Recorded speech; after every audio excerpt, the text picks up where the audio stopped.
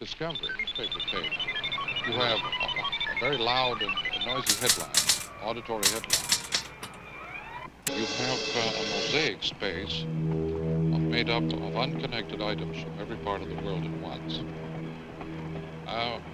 The total discontinuity, the total lack of storyline in telegraph news is as sophisticated as Picasso.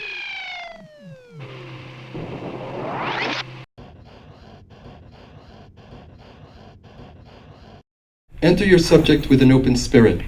Each film you make is a journey. Throw away your expectations, assumptions, and your detailed itinerary. Allow yourself to get lost along the way. Make room for surprises and discoveries. Play. Now, I've taught in universities. I've been a student at universities.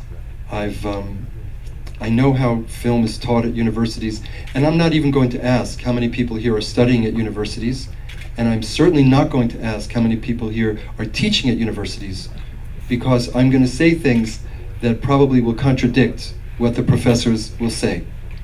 But I think it's okay for today. Remember, this is a laboratory. We're allowed to say anything that we want. Very often in schools, in universities, and I understand why, there's an emphasis on knowing everything that you should know about what you're doing. In English, we call them, for instance, treatments. Do you have treatments? You know this word, right? I'm going to make a film about this, and I'm going to talk to this person, and they're going to tell me this. And then I'm going to talk to that person, and they're going to tell me this, and I'm going to cut to a shot of this, and you have your whole film described, right? And your teacher says, that's fantastic, now go and do it. Right? In idiomatic English, we call that painting by numbers. You understand? You just have to put red over here, and number 3 is green, and like this, painting by numbers. Filmmaking is not a game. It's fun, it should be fun, but it's not a game of painting by numbers, okay? It should be a journey. It should be a process of discovery. That means that each of you in your own way has to let go of this idea that you must know everything about your subject. And that is scary, okay? Because knowing everything you're supposed to know about your subject, and by the way, I'm not talking about not doing research, and I mean, it's good to know everything about your subject. Let me rephrase that. But not to know everything, or not to think that you must know everything about what your film is going to be. I'll give you an example, okay? We can talk some more in the next few days, today and tomorrow, about interviews. I love to make interviews with people. If you're going to interview someone, it's good to have a list of questions, of course. You do your homework. What does this person offer to the field, to the subject, to the theme of my film?